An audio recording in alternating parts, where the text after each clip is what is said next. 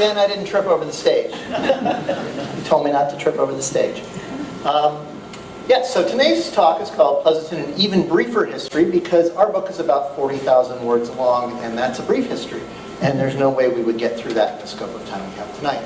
So I've narrowed things down a little bit. There'll be some topics I don't touch on as deeply as I do in the book. And I'm sorry to say the Hearst family is one of those. But it still runs a little bit long, so I want to get started. We are going to begin with, make sure I get my pointer going in the right direction. There we go, little geography.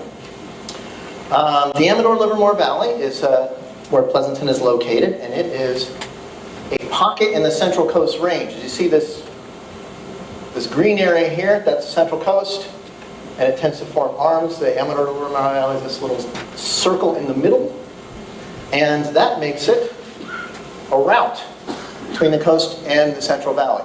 I made the unfortunate decision to mark these routes in blue. They're not actually rivers. As you see from the west into the valley, whoa, back up one. Pointer, okay. Hayward's Pass coming through from the Castro Valley into Dublin area, Niles Canyon down from the Fremont area up into Sonoma and then this way, and then out from here to the Central Valley through the Altamont Pass. This back and forth is going to come up a number of times over the course of the next, or the 250 or so years I'll be covering tonight. Another important thing about the geography is a valley's a bowl. And so when water falls in, it tends to collect at the bottom. That makes the Amador-Livermore Valley a watershed for the hills. And these waterways here, whoa, again, wrong button. There we go. All right. All feed into the bottom, and they used to feed into this lake that was drained in the 1880s. Down south and out through Alameda Creek to the bay. Not all the water goes there, though, because underneath the valley are a number of aquifers that are full or not so full, depending on rains and who's been using it. So that's sort of the context of issues that are going to keep coming up. The water and land and passage through it.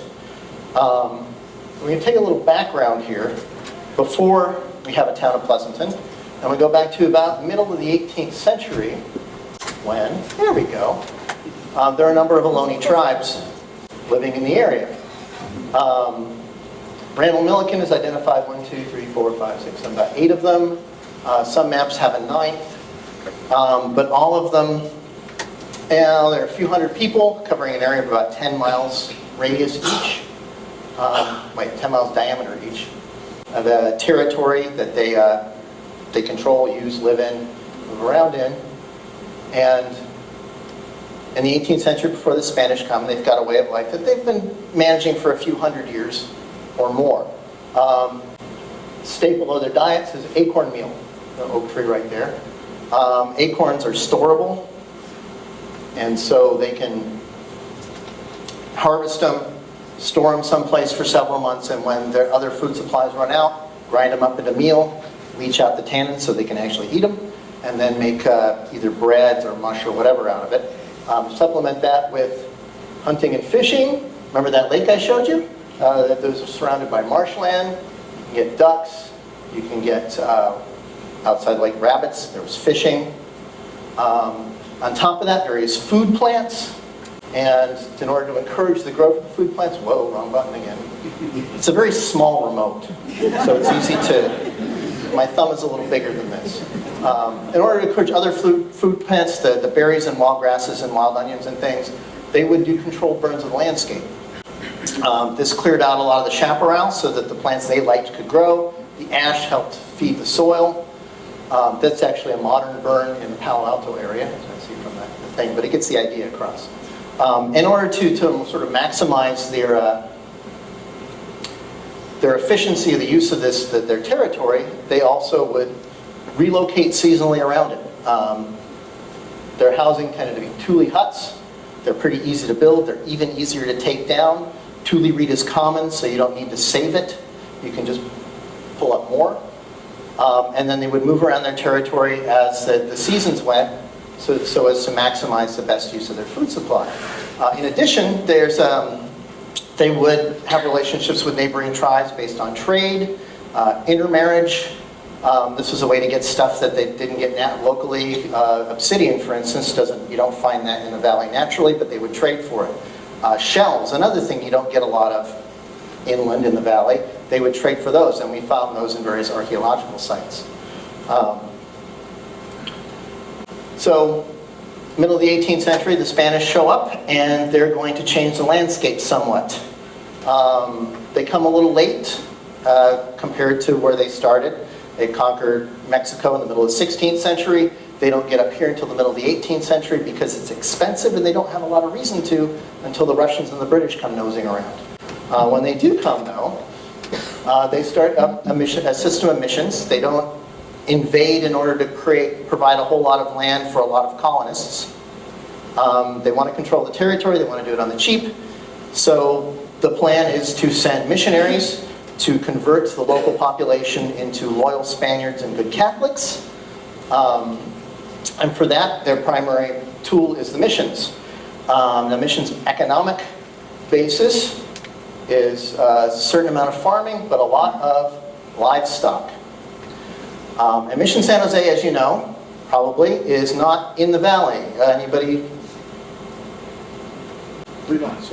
It's in Fremont. It's out down through Niles Canyon, out in Fremont. They built it there for security reasons because they didn't think it was going to be safe on the other side of the hills from where the soldiers were.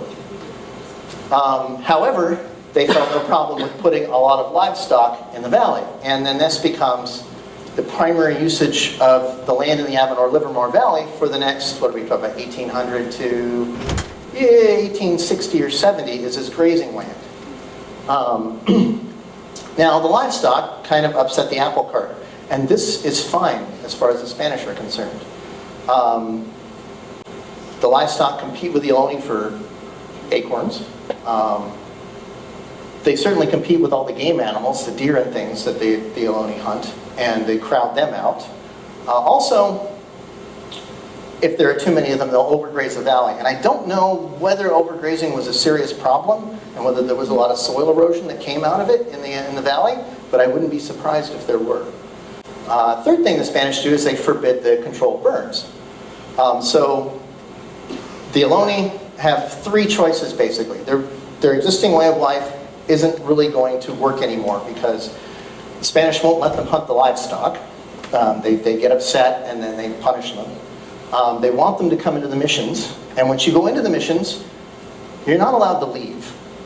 The conversion wasn't done at gunpoint. They didn't think that was a good idea. They didn't think there were enough soldiers to force it. But once they had you in the system, they weren't about to let you go. So conversion was an option that didn't sound all that great, except, again, the Ohloni's whole economy has been basically undermined by the Spanish invasion.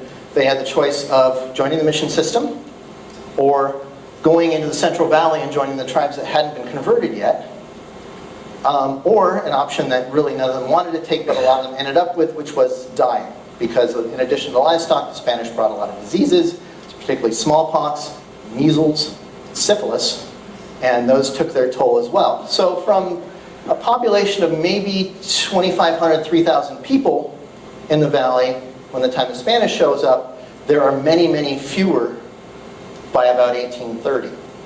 We don't know how few, but very few. And most of that's been replaced by several thousand cattle, sheep, and horses. Okay, now I really wanted to change. Okay, so by the 1820s, Spain is no longer in control of Mexico or California.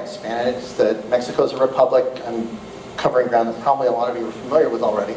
But for the valley, what this means is that the mission lands get broken up into ranchos. The original plan was so that the converted Indians would be given a lot of this land.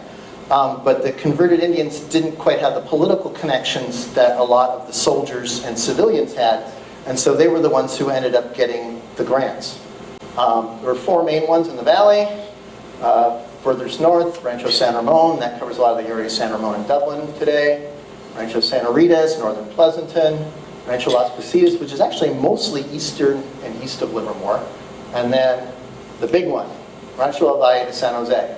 Now Pleasanton is formed within the core of this one, and the primary, there are 4 owners of the rancho, and the 2 ones we're most interested in are Los Hermanos Bernal, the Bernal brothers. Agustin, who's the elder of several brothers actually, and Juan Pablo, who's much younger. They get together with 2 brothers-in-law, apply for the big rancho we just saw in the map there, get it, and they get a map that looks like this that tells them where it is. This is actually the official map. Now this looks really primitive, but there are reasons for that. And the main reason for that is the ranchos, like the missions, were primarily free-range cattle operations.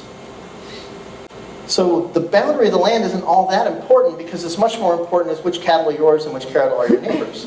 So the Mexican Republic has a very extensive brand registry so that you can recognize everybody's cattle and horses and sheep. But they're not really so concerned with the exact boundaries.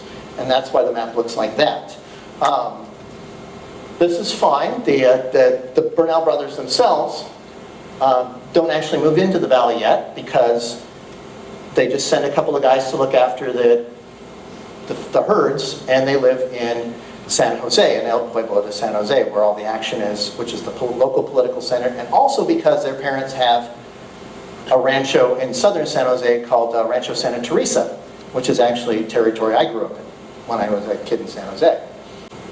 Now, this all worked out pretty well until about 1846, when loyalists of the United States launch an attempt to take over California, as well as parts of Texas. Well, they've already got Texas, parts of New Mexico, Arizona, Nevada, Utah. Pretty much all of that Spanish territory in the West becomes the bone of contention for a war between these 2 powers of North America. As you know, the Mexican army loses this one, but in the peace treaty, all the land grants in California are supposed to be guaranteed by the federal government. The United States government says, if you own land before we took over this place, we will guarantee your property rights if you can document it properly. And that becomes a challenge for a lot of people. Right on the heels of that, you start seeing a huge influx of people because of the discovery of gold up north. And the Amarillo Livermore Valley, as we noticed, is on a route. The gold fields are in the center, up towards the north, and you can either get there the northern route up Sacramento River, or you can get through the Amarillo Livermore Valley and then up the Central Valley, and a lot of people take that route. That means there's a lot of people moving through, and there's a number of people who decide to stick around whether they have permission or not. That worries the Bernal brothers somewhat, but they get help from this fellow, John W. Cottinger. Cottinger's an Austrian immigrant. He shows up in San Jose in 1849 from San Francisco, opens a school, ends up marrying a daughter of Juan Pablo Bernal, and the following year becomes a lawyer and a notary. A lawyer and a notary is a useful thing to have if you're trying to negotiate property rights with the federal government, and that becomes one of the things he does. He works to get the claim to Rancho Valle de San Jose established. He does that. After that, they've got to get it surveyed, and he does that.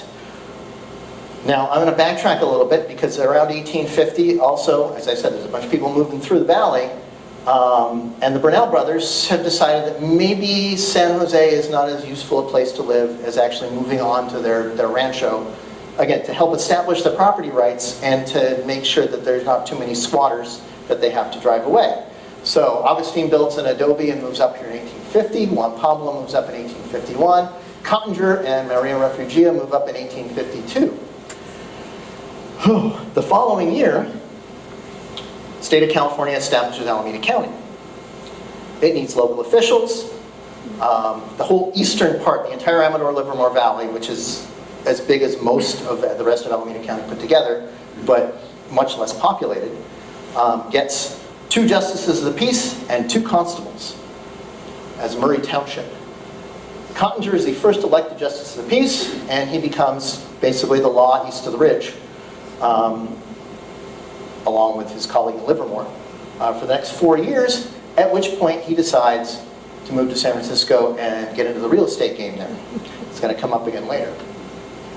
Now, we saw the original map of El Rancho El Valle. This is the revised one. This is the one that was accepted by the federal government as defining the limits of the land grant. As you can see, it's a little more carefully defined because now we're dealing with people who are used to working with farms and who want to know exactly how far up you can plant and where you can put trees and all that other stuff that we're used to dealing with, or those of you who are homeowners are often used to dealing with in getting building permits and having trees removed and whatever. Now, leading this into Pleasanton, a little or an abbreviated family tree here. We already know about Juan Pablo, his daughter Maria, Marion Cottinger. Augustine has a number of kids, including a daughter named Angela. 1862, she marries a guy named Joshua Neal, who starts out as a foreman on Livermore's ranch after coming out here from the East Coast. And these two guys are going to become partners in the enterprise that becomes known as Pleasanton. It starts small. Now, the spur for this is they know the railroad's coming. 1862, a company called the Western Pacific Railroad is announced. It's going to continue a line that goes from San Francisco to San Jose. They're going to take that one from San Jose up through the valley, across it to the Altamont Pass, and out to the Central Valley, and make this a leg of the Transcontinental Railroad. This is promising. It means a lot of people are going to be coming through. John Cottinger is in San Francisco selling real estate, realizes he has some useful property to dispose of because he convinced Juan Pablo to divide up his share of the rancho among his kids. And the idea was that this was going to basically make him judgment proof. There was some concern that other members of the family were going to sue him and he might lose some of the property. But, slightly distracted here. So Cottinger, yes, Cottinger is one of the people who gets some of this property through his wife. Well, his wife gets the property, but he's the wheeler dealer here. So he comes back from San Francisco, starts selling some plots near the route. Now, the railroad runs into some financial trouble. Later they get gobbled up by the Southern Pacific, or the Central Pacific, I think the Southern Pacific. And the completion of the railroad is delayed till 1869. But by 1869, once it's settled, Cottinger and Neal have divided up parts of their property. This is not the entirety of what Angela Burnell Neal owns from her father, nor what Maria Refugia owns from her father. But they take chunks of those, divide them up into lots, and start selling them by 1869. And here's the few plots that Cottinger sold in 1863, which are going to get subdivided soon enough. This little tidbit here is the first mention in text that I have seen of Pleasanton. Sacramento Daily Union, September 9, 1864, a birth announcement. Maria Refugia has a daughter that is listed in Pleasanton. Before this, the area is apparently known as Alisal. Or at least there's an area in the valley that's known as Alisal that's close to here, but it's not entirely clear what buildings and what properties constitute it because nobody really kept track. Okay, by 1878 we've expanded a little bit. Neal has sort of reorganized the plots so that they actually follow the line of railroad better. And over the next 3 decades, Pleasanton and the valley starts to grow because the railroad's moving through. So 1860, we got 514 people living in the entire valley. By 1850, it's a lot less because, as I said, most of the Ohlone were either driven out or died, or brought into Mission San Jose on the other side of the hills. But you have a rapid growth related to the railroad and the fact that suddenly there's a town here where people can buy and sell stuff and ship it out. Now that helps to change the agricultural economy of the region. Into the 1860s, we're talking mostly livestock. The rancheros start selling off chunks of their property. Also, there's a big drought in 1864 that kills off thousands of animals. That may have helped people decide to get out of the game there. But they start selling off chunks of property to various people, Abijah Baker, Joseph Black, and so on and so forth. And these guys start raising mostly grains. And we've seen the The US Census does an agricultural census with their things, or at least used to find out who was producing what and how much. And the 1860 census is clearly almost entirely livestock. By 1870, grain agriculture becomes much more important. From the 70s into the 80s, we start getting more diversified. Some of these big farmers start breaking up their plots again. We get some people who were successful in other parts of California or the West Coast moving down and then setting up side businesses. A lot of the wineries are like that, and that's actually Ruby Hill products going out. Racehorses becomes popular. A lot of folks, because obviously the horse racing game is not something to get into if you're not already doing well. And a name that of particular interest in this field is George Hearst, who comes down in 1889, buys a ranch, dies in a couple years, ends up leaving that to his widow Phoebe, who becomes rather important to the culture and history of the area. Start raising hay, 1880s or so. In the 1880s, they also start raising hops. That lake I was talking about, they drain it. There's a brief fight over whether to drain it or not, but they end up draining it, and the hop fields go up there along what is now Hop Yard Road. Now, hops take a fair amount of water, and that's going to become an issue later on. Now, the town itself serves as basically a market center for this area. There are 2 or 3 market centers. The biggest are Livermore and Pleasanton. Dublin is a smaller one. Sonoma is a smaller one. Santa Rita is even smaller. But it provides services to the farming areas of the region and to the visitors. Warehousing and transport, very important. One of the first major concerns to get built up, apart from things like blacksmiths and doctors and stuff, are warehouses so that people can bring their crops in, have them stored long enough to get them on the train. Services come in. Professional services, doctors, lawyers, that sort of thing. Also artisans like blacksmiths and carpenters, and also people like launderers and house servants for the people who actually work in town. General stores crop up. And the hospitality industry. Hotels pop up, hotels get staffs, bars that are, although every hotel has a bar, not every bar has rooms to sleep in. And so you've got people serving drinks, people serving food, and people providing maybe other personal services and entertainment, such as gambling, and also such as prostitution. Now, we have better documentation of the gambling than of the prostitution, but with this much drinking and a fair amount of gambling and a lot of people coming in and out of town, it's very unlikely that nobody was providing that kind of service in the 1870s and 80s. So you get to a certain point, problems start to crop up. Water is one of them. The water table starts to drop. A major reason for this appears to be that San Francisco, which doesn't have really good water supplies of its own, starts looking on the east coast of the bay, or the east side of the bay for these things, and start working their way up Alameda Creek. Buying land, pumping water out. Buying land and water rights, pumping them out. This is dropping the water table in the valley somewhat, and after the turn of the century, this is actually going to destroy the hop industry later. The dropping water table makes it harder to put down fires because the wells are too low, and this is something that we see turn up in newspapers and official documents, 1890s. Main Street, remember those laundries I was talking about? Well, they've got to put their dirty water someplace, and they dig holes for it. It gets kind of nasty, and people are constantly complaining about it. Although one of the reasons they're complaining might be that a lot of the laundries are run by Chinese immigrants, and the white population of the valley is not favorably disposed, or many of them are not favorably disposed to Chinese immigrants. It's not entirely clear how much of this was a real problem and how much of this is exaggerated for the sake of dealing with people they didn't really want around. In addition, traffic through the streets raises dust, and that makes the quality of life a little worse. And often people have farm animals roaming in places where they shouldn't be, and that's inconvenient and occasionally dangerous. The lack of sidewalks and curbs in the streets makes it also problematic. Some of the hotels have built sidewalks in front of there, but they're not required. Not everybody can afford to build them.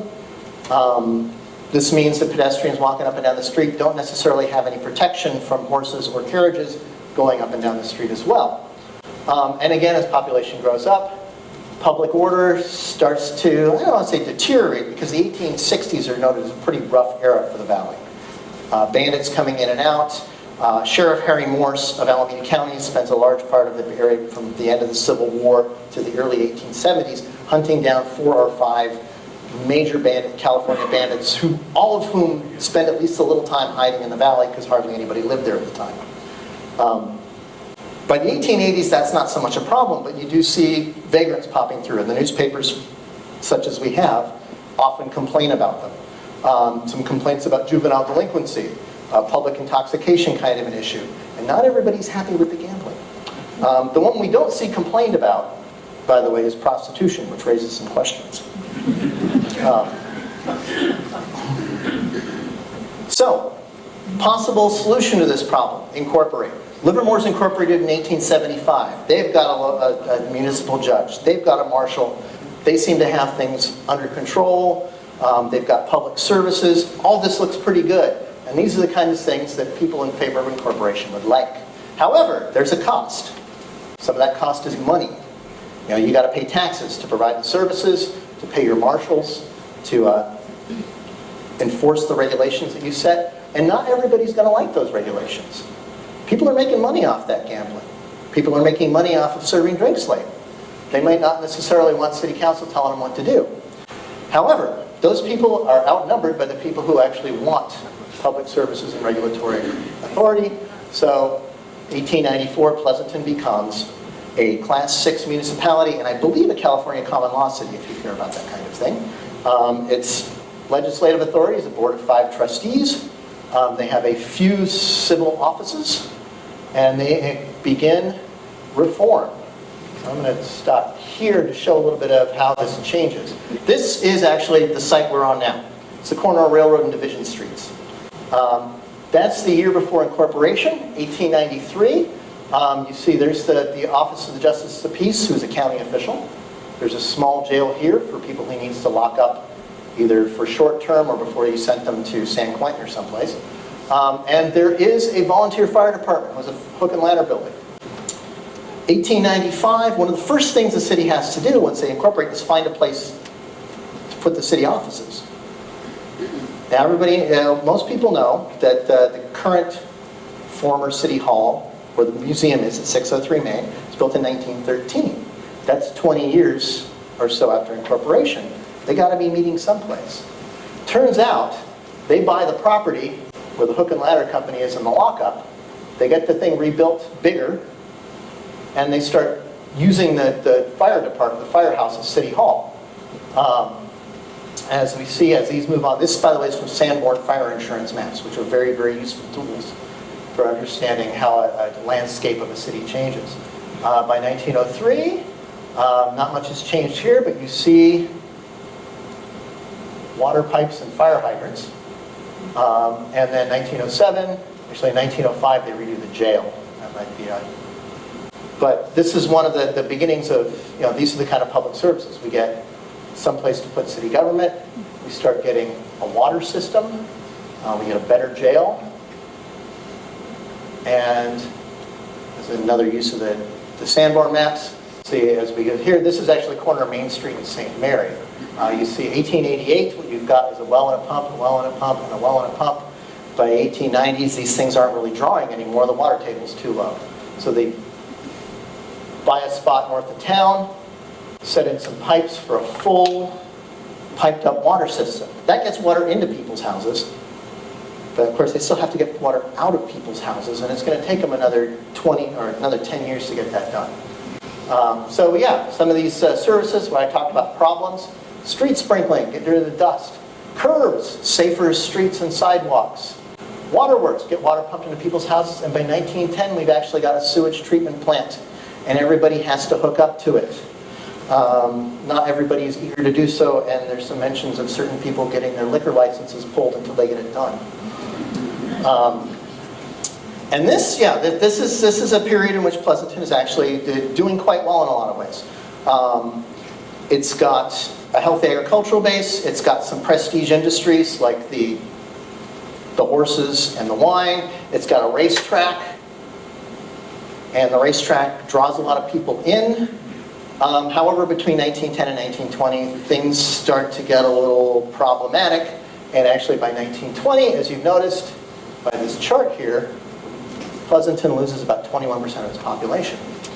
I had to look for that. The hop yards, well, honestly, a lot of the people working at the hop yards were temporary help. It was all seasonal because you didn't really need a lot of staff until the picking.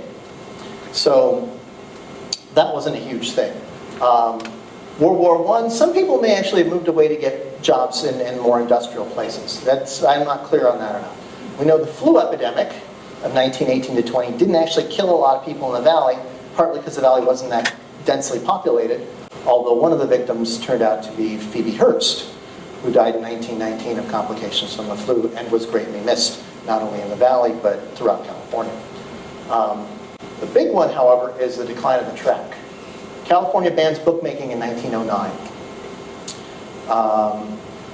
They keep it going a little longer with things like the county fairs, which the first county fair in Pleasanton at the fairgrounds where the track is, 1912. They do another one 1913. They skip 1914 doesn't do so well. They skip 1915 because of the World's Fair. And then suddenly you're in World War I, and then it doesn't look like there's enough interest to sustain it. So 1910, if you look at the census and you look at the jobs people have, a whole bunch of people working in the horse racing industry. You got trainers, you've got grooms, you've got people who work with hay, you've got people who are veterinarians. 1920, almost all those people are gone. It's the single biggest change in the economy between 1910 and 1920 that we can track. Now, there are a couple other businesses that are still doing pretty well.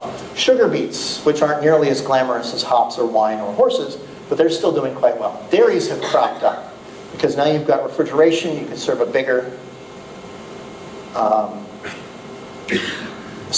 area with fresh dairy products, and then that helps make it work. Plus, this is good land for cows and things. The water problem hasn't gone away. We get a waterworks, but it's just not providing enough water. And so finally, by 1916, city gives up, says, okay, fine, we'll sign a contract with Spring Valley. You can serve San Francisco and us. 1916 is also the year that Spring Valley Water Company gives up on pumping out of the valley in order to start the Hetch Hetchy project. This, of course, makes everybody in the valley pretty happy because we're not going to be losing water out of the watershed anymore. It makes some other people considerably less happy, including John Muir, because it's going to be flooding one of the most beautiful valleys in Yosemite. So, cost-benefit analysis, you decide. Another thing that pops up a little when the motion picture industry shows up, and again, this is a prestige thing, which kind of helps. It's not bringing a lot of money into town, but yeah, somewhere between 15 and 20 odd films do a little location shooting during the silent era between 1917 and 1926. After the talkies come in, you got a town with 2 railroads running through it. Location shooting becomes a lot less of an option. And as a matter of fact, most of the Hollywood productions in the late 20s and early 30s are done on sound stages anyway. So we hit Prohibition in the 20s. And it's a real problem in some ways that the vineyards cut back production considerably. And in particular, they cut back on the stuff they're good at. White wines, mostly, almost entirely gone. Premium reds, almost entirely gone. Because the only things you can sell legally are medicinal and sacramental wine. In both cases, those are basically cheap reds. The other thing you can do is sell red grapes to people to make their own wine, but those people don't want to buy the premiums because it's harder to make the good wine. So they'll buy the cheap reds, and there's not, the production's way cut back. In town, what this means is you've got, maybe 10 operational saloons or more, counting some of the hotels, although not necessarily all of them, in 1907. 1929, so you see there's this SAL, which is the Sanborn code for saloon. 1929, and we don't have a map in between these two, unfortunately, almost every single one of these locations is now converted to soft drinks. I'm pretty sure they didn't just serve soft drinks, and the newspapers will tell us that a lot of these places got visits from the county sheriff and his people to make sure that they were only serving soft drinks, and often they weren't, and people got arrested. I'm going to skip the Depression a little bit because the main thing of the Depression in Pleasanton isn't so much the effect it had on the locals, although there were a number of businesses that failed. The Errant Brothers General Store failed. A lot of the local farmers ended up going through bankruptcy procedures. But what more you saw was a lot of people coming from the West coming through. The Hetch Hetchies project starts going because there's, basically FDR money coming through, federal money coming through to support these things. And so people working on the Hetch Hetchy project are coming through the valley. But it's not a huge change necessarily in the way that water is used, and the way that land is used, and that's sort of the focus of what I'm trying to the thread that I'm taking everybody through here. Which brings us, however, into World War II, when we bring a whole lot of people into the valley, at least temporarily, because of 3 or 4 naval installations, which if you were here for Steve Meniere's talk last year, you heard about those in detail. But the Shoemaker Naval Hospital, the Shoemaker Training Facility, Parks, which is the Seabees training base, and then the Livermore Naval Air Station, actually in Livermore. Those bring tens of thousands of people temporarily to the valley. They need to have access to water for drinking purposes, for sanitation purposes, for industrial purposes, and the Navy actually builds that infrastructure using the thing, showing the valley can support a whole bunch of people. It also creates a lot of pressure on local housing stocks because people come into the valley who aren't just on the base. There's civilians who work with the military. There are farm labor. The production is ramping up, they need more workers, and they just lost a bunch of workers in 1942 because they were Japanese and they all got sent to Gila River. Actually, most of them got sent to the Gila River camp. A couple went to Manzanar, a couple went to Topaz, but most of them seem to have gone to Gila River. So in order to bring back the labor levels to where they could actually get all of the tomatoes and sugar beets and everything else grown, they bring in guest workers from Mexico, and they've got to find places for those people to live. They've got to find places for the civilians to live.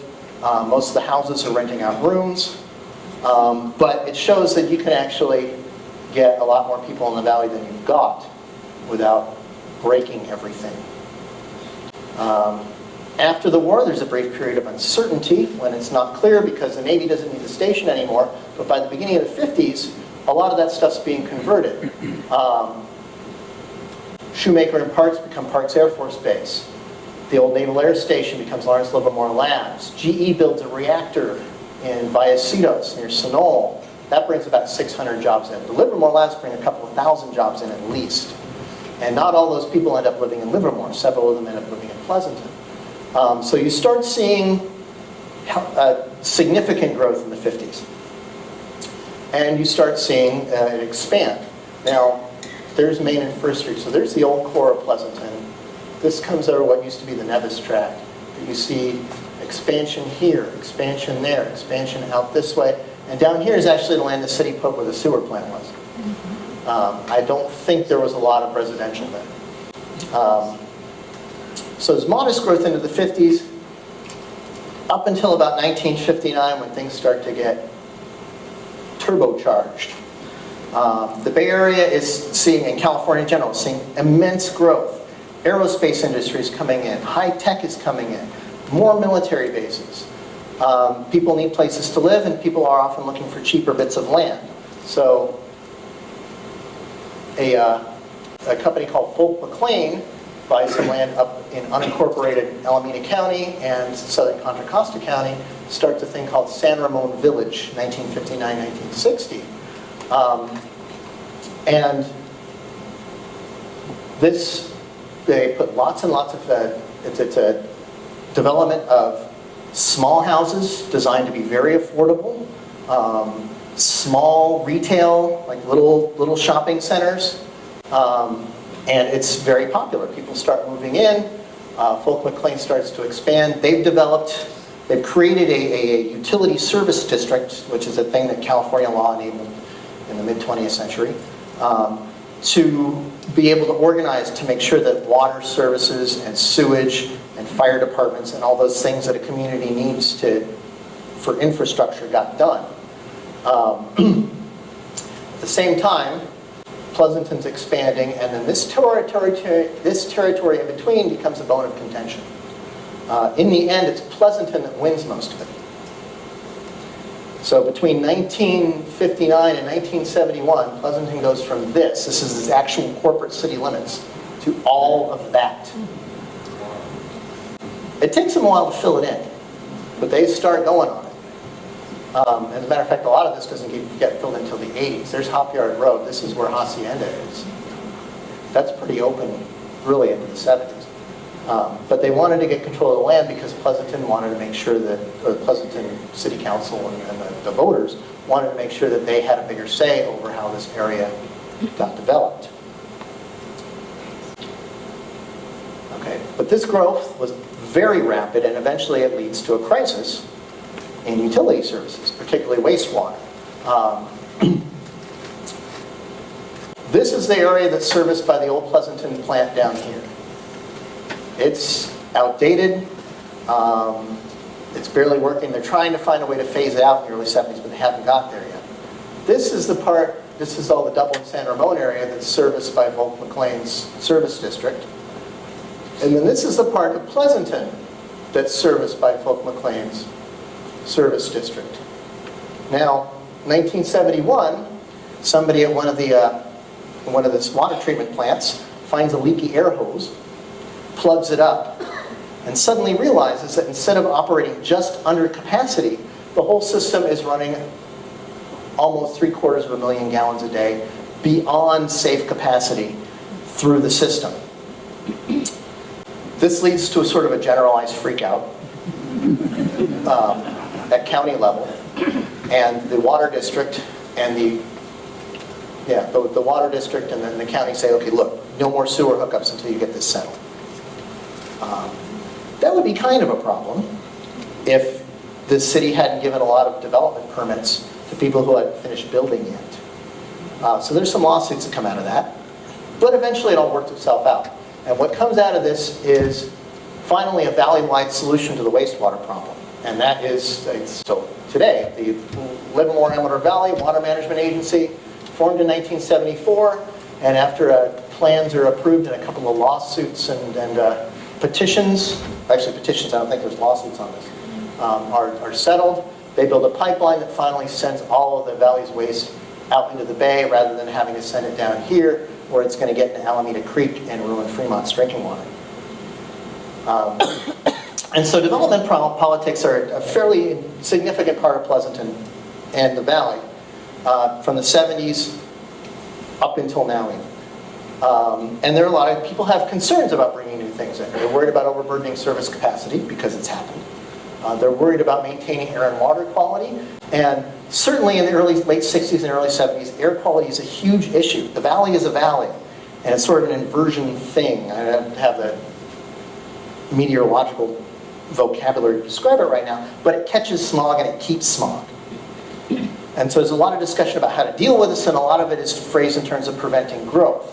What ends up solving the problem in the end is higher fuel efficiency and smog control standards for cars. But it does get settled in the end in some sense. It's not perfect right now, but it's certainly a lot better than it was looking. Worried about balancing jobs and housing because a lot of that traffic and a lot of that smog was coming from people driving in and out of the valley to get to work. Mostly driving out of the valley to get to work because Pleasanton in particular had a lot of trouble attracting jobs in the 60s and early 70s. People are worried about quality of life issues and property values. They're worried. The trend in Pleasanton in its late 70s, early 80s was for bigger lots, for single family dwellings. So you have larger lots, and the idea behind this is partly so that incoming families pull their weight wise. There's a concern that new residents are going to take more out in services than they give up in taxes. and larger lots is a way to help control that. There's also some concern that if you, having a two-story apartment building next door is going to have people looking into your backyard.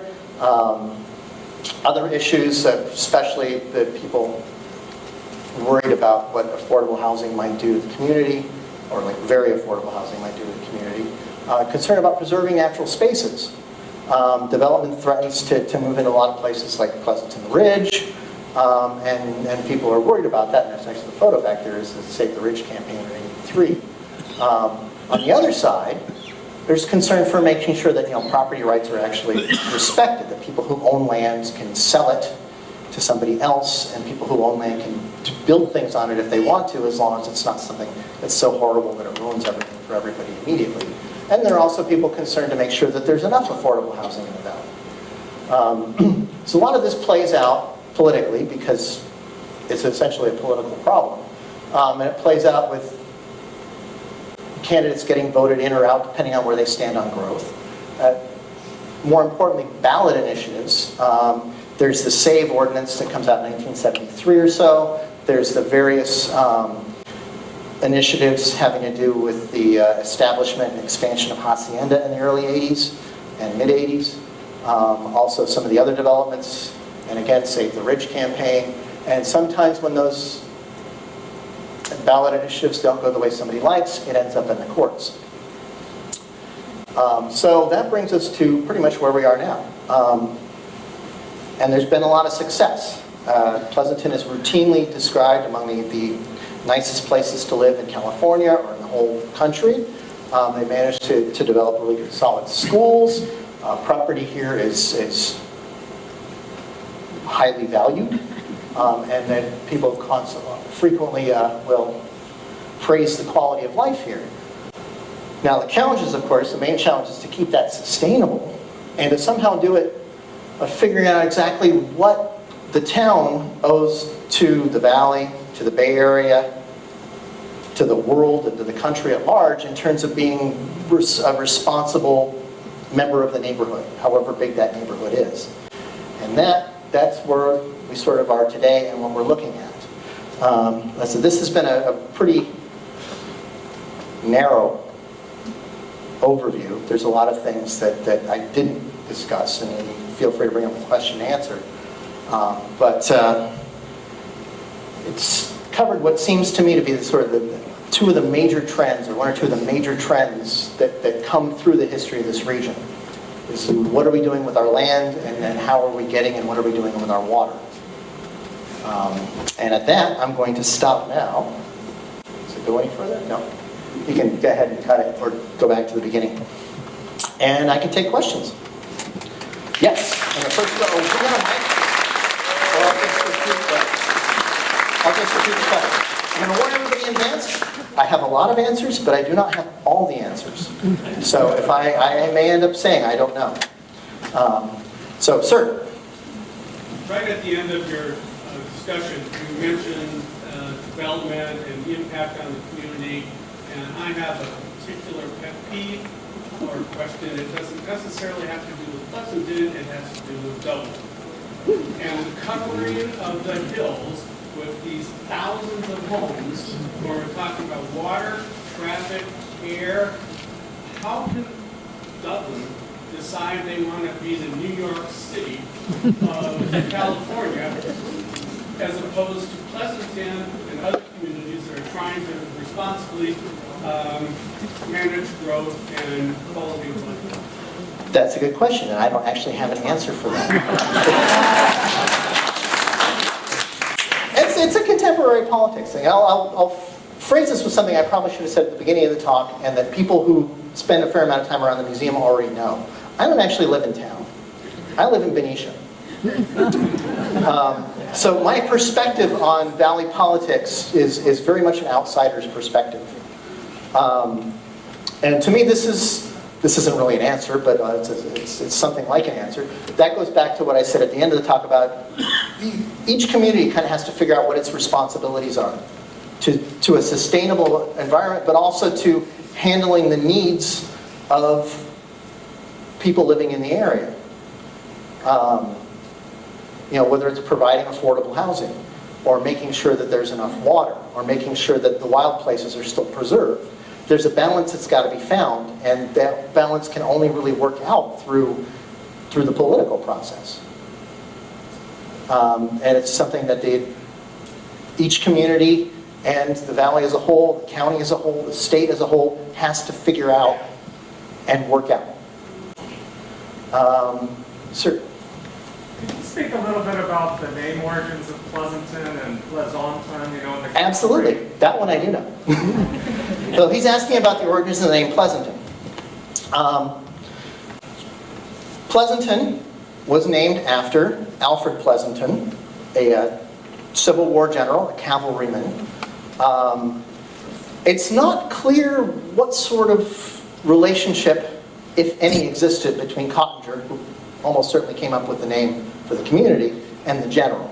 There have been speculations that they've been friends during Cottinger's early years in the United States when he was actually in the east of the Mississippi.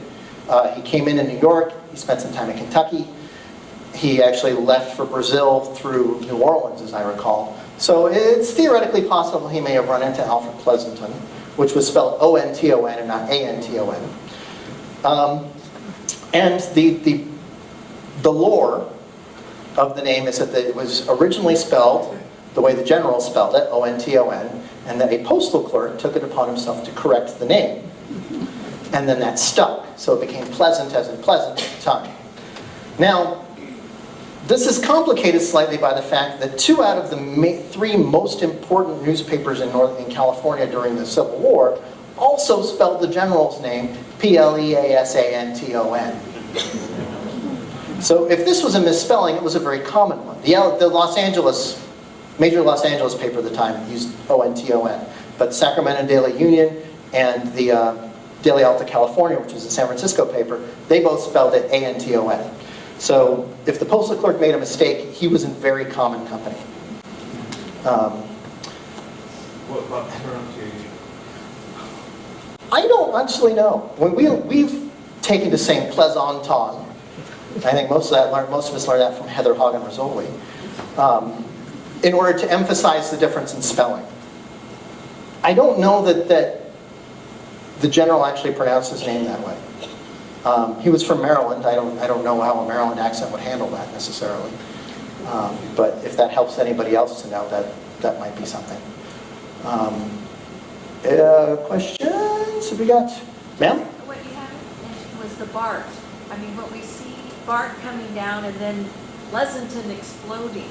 I mean, that's 20 years. I did neglect BART. That's BART. But when's the first BART station come through, Charles? Like 1997 is when the Dublin Pleasanton BART opens at the top end of Hacienda. It helps signal another growth expansion. But by 1997, Pleasanton's already what? 50-odd thousand people? Now we're about 60, 65. 70? We hit 70? 72 at the last census? Okay. So it's one more thing in a larger thing of growth. I mean, I probably should have brought up BART, but because it's another connection between the bay and here. And it's another way to make it easier to get from there to here. And that makes some things better, and it makes some things a little more concerning. And there was a certain amount of opposition to BART because of worry that it would be too easy for people to get from Oakland and Richmond and other places to here. Yes, Mr. Huff. I think in answer to the previous question about Dublin expanding the way it's expanding is, I think from what I personally understand. I'm not going to be able to repeat all this, Charles, so if you could speak up as much as you can. Okay. In terms of Dublin expanding the way we see it when we go down 580, we see all these high-rise places there. I think that Dublin has chosen to develop as much land as they can to the east of Pleasanton, or to the east of Dublin. And I think that Pleasanton, being somewhat limited in the eastern corridor, has not chosen to develop it that particular way. I know a lot of that property between Dublin and Livermore was county property, and sometimes certain cities act more quickly than other cities, and Livermore may have been a little more hesitant to develop their portion of the county, and Dublin decided to be a little more aggressive. So, yes, ma'am. Based on the ghost walk that Pleasanton does, and I've been to the Benicia ghost walk too, and ours is better, but. I haven't been on the Benicia Ghost Walk, so I can't compare them. But They talk a lot about the underground tunnels and all that, in downtown Pleasanton. Is that real? it's hard to say. There's no map evidence for it. There's no contemporary newspaper evidence for it. There are some extruded basements. There are some sites, historic sites that look like they've got extra digging. And there are certainly legends. How much truth there is to those legends is hard to say. A lot of people who are in a position to know say there were never any tunnels. There are some other people who are in a position to know who say yes there are, or who said yes there are. It's not always clear who to believe under those circumstances. My inclination is that there was certainly never a network going up and down Main Street. If there's any connection with the Chinese population, Pleasanton's Chinatown was basically on either side of Main Street, between Ray and St. John.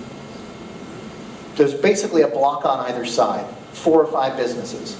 And there's never any mention of dealing with these tunnels across the street when paving is going on, when power lines are going in, when water lines are going in, when sewer lines are going in. No mention of them at any point, which makes me a little concerned about their possible existence. Now there's another tunnel that is supposedly built by John Cottinger in the 1860s between his barn and his home. That one doesn't cross a street. And I have no idea on that one. None whatsoever. Anybody at the top? What's the purported purpose of these tunnels? I'll get back to that in a moment. I have a question up top side. Louder. I'll repeat it, it's all right. Was the land between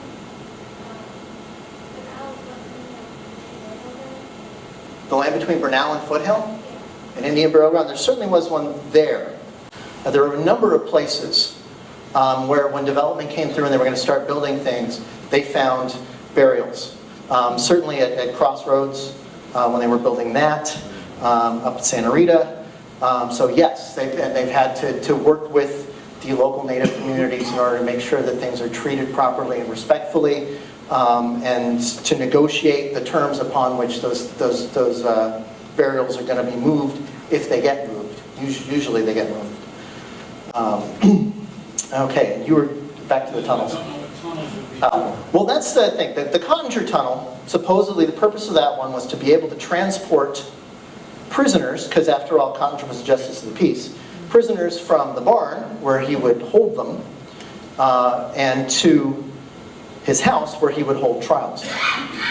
Because there really wasn't, in the 1850s, there wasn't a heck of a lot else of a place to fulfill the functions of justice of the peace. There wasn't a separate justice court built yet. So the idea is that he would hold trials in his house, he would use his barn as a holding cell, and in order to assure prisoner security, he had this tunnel built from one to the other. Some people also say he used it to be able to transport his own goods safely from one place to another to protect them from the bandits that were rife in the area. The other tunnel story, the one that usually involves the Chinese, is linked to curfews and to various things the Chinese supposedly did that were not approved of, like opium. And the idea was that they were supposed to be off the street by sundown, but if they wanted to move around after that, they had to do so underground. I find that one a real hard one to swallow, to be honest. There's no record of a curfew. As far as I can tell, there's no evidence that Pleasanton even had like a sundown policy, let alone an ordinance. And as a matter of fact, there is, in the early minutes of the city council, there's some discussion of, can't we do something about these Chinese laundries? And the city attorney says, we cannot do something, we can do something about laundries, but we cannot do something about Chinese laundries specifically because the California state constitution prohibits that kind of legislation. So there is no formal curfew because it's not legal to have one. And if there's an informal curfew, nobody's saying anything about it. But, just like prostitution, nobody's saying anything about that. Find it hard to believe there isn't any. It's entirely possible there was an informal kind of sundown rule. But digging tunnels is an awful lot of work. So again, not so sure. Ma'am? Does Connor's house still stand Connor's original house doesn't stand. The barn is still up. on Main Street? Oh, it's on Ray Street. Until recently, it was the home of a gift shop known as Mille Fleur. She moved her store onto Main Street. That family still owns that building, I believe. So that's the barn, right? That's the barn. The house is no longer standing. I'm given to understand it was demolished in 1930, although the building that I think was the house may not have been the actual house. And Cottinger had at least 2 houses built on his property. I know that there was there's an original one he built in the 1850s, and there was another one that was built later in the 70s or the 80s at another place on the land. And looking at the Sanborn maps doesn't tell me anything because they don't tell you who owns what. Also, by 1888, Cottinger had pretty much sold most of his property in the valley and had moved to San Jose in retirement, where he would die 2 years later. 1888 is our earliest Sanborn map. Does that answer? That's as good an answer as I can give you, I guess. Any more on the top row? I see a hand that's like totally backlit. Yeah, yes, ma'am, in the green shirt. What sort of influence did Mrs. Hurst have on the development of Ah, that's a good question. What sort of influence did Phoebe Hearst have on the development of Pleasanton? Most of Mrs. Hearst's activities were in a bigger theater than that. National PTA, University of California. She wasn't, as far as I can tell, heavily involved in local politics. She was supportive. She's said to have helped donate money and raise funds for things like the building of the city hall that was also the library where the museum is now.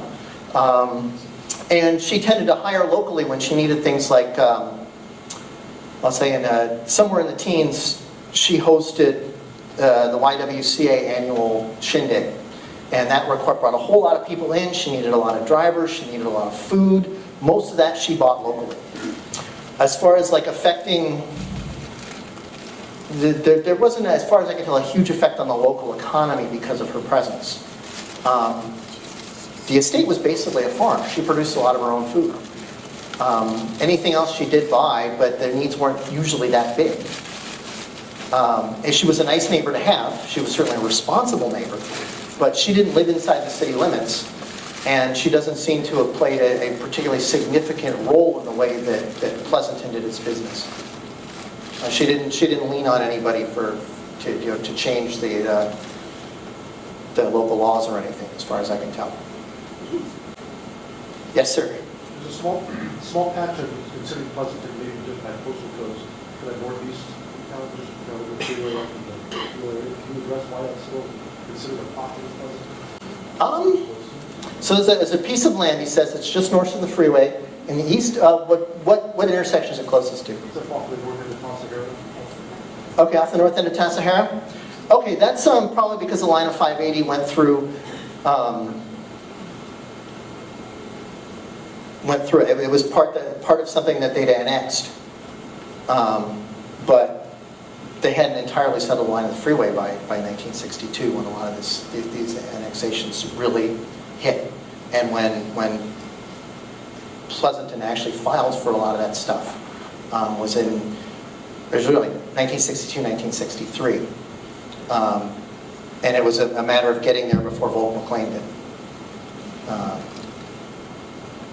That's my best guess. I don't know for certain. I'd have to go back and look at the newspapers in the early 60s, of which we don't have a complete set because nobody has a complete set of Pleasanton Times.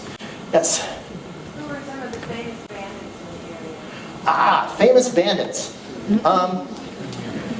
There are Joaquin Murrieta stories, because everybody's got Joaquin Murrieta stories. Fellow named Narciso Bojorges, a guy named Juan Soto, who was actually killed near Sonol by Harry Morse in 1871 or 2. I can't remember the date now.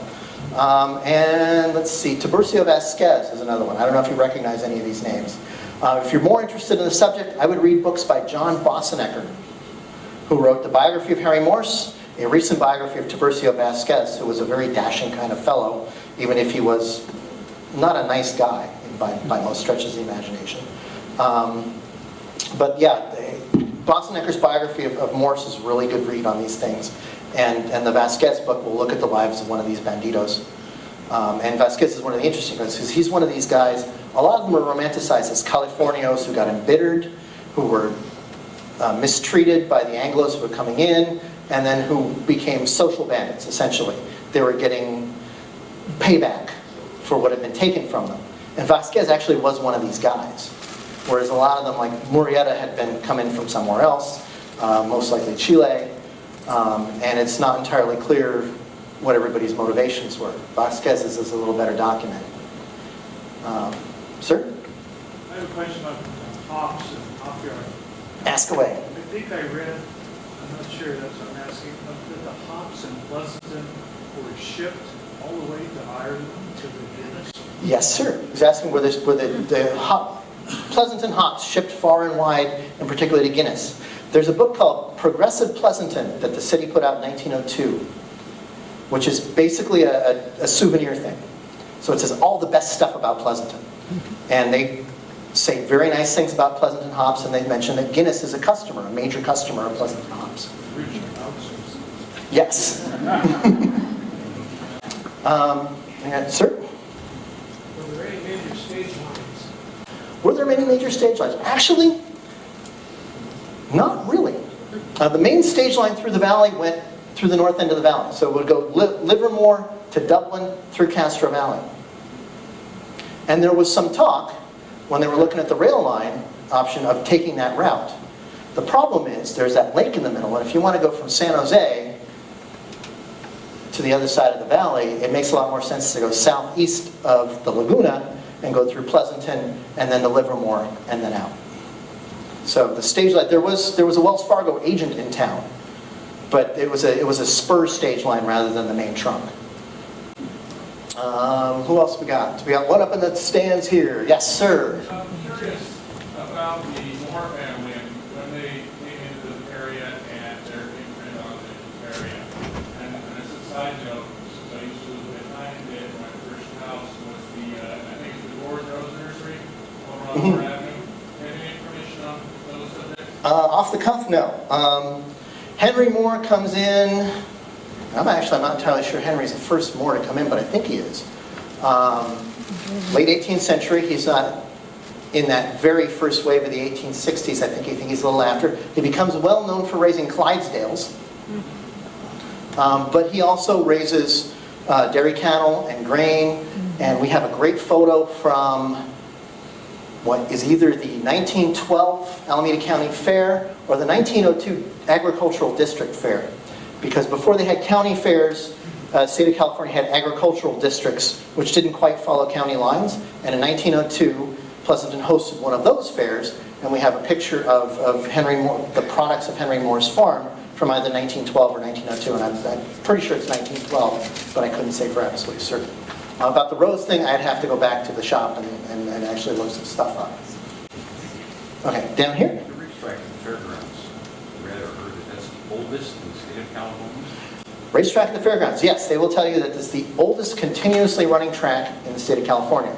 Now, the lore, and again, I haven't checked it to make, I haven't been able to certify, is that this was laid out in 1858 by two of the Brunel boys, not the patriarchs, not Agustino Juan Pablo, but which side of division are we on? The south side of division. So I'm pretty sure that would be two of Augustine's sons laid out this track. Certainly by 1878, the guy that marries Augustine Brunel's widow, Joseph Nevis, is operating the track, and he's promoting it pretty heavily. And it is constant. It's not always hosting races, because there are some issues with betting, and there's some issues with they don't always want to come. And Like I said, by the teens, it was really only being used for, or by the after the teens, it was really only being used for training, and then even not that often. But it's continuously a track from certainly the early 1860s down into today. Its use goes up and down, but it's there. Okay, and there was another hand up top side. You talked about the aquifers, and I was quite interested that we have artesian wells here. Yep. Has the aquifers that you go in, and was there a basic, what we're meeting out? Ooh, that's a good question. I wish I had the answer to that. He's asking about whether the aquifers have been recharged. And I don't know enough about valley water to be able to tell you that. I was wondering the same thing myself, and I started looking around, and I realized that it was becoming very difficult for me to interpret the reports I was digging up online. And so I never quite got the answer. I bet John knew. I believe they do get recharged on and off. I do not know if there's any difference in the taste between what the water was like in 1890 and what it would be like now. I don't even know how I would find out, really.